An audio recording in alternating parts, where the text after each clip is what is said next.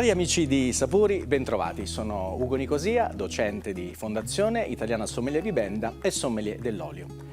Oggi vi porto in un meraviglioso comune del Mar Tirreno che si chiama Naso, detto anche la Terrazza sui Nebrodi, per parlarvi di Frantoio Rubino.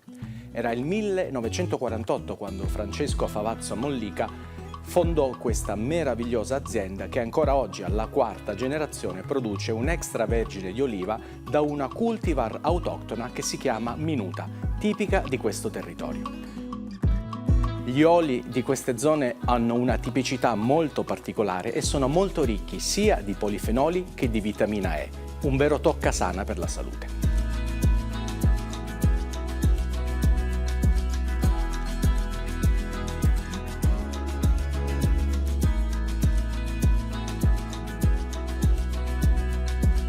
L'olio extravergine di Frantoio Rubino si presenta di un meraviglioso e luminoso colore giallo-oro.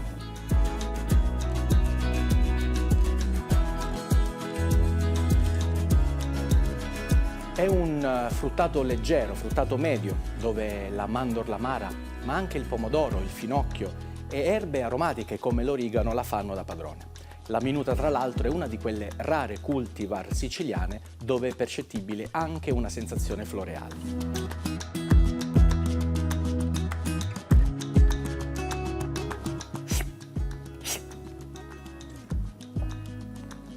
Molto equilibrato il sorso, con delle note sia piccanti che amare.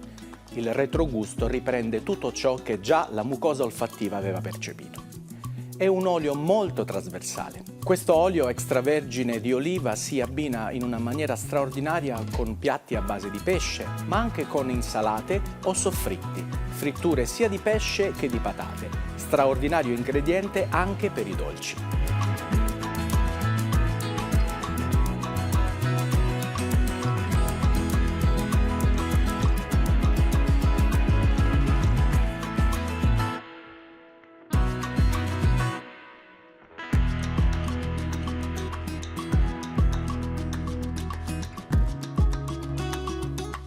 L'olio e la verità tornano sempre a galla.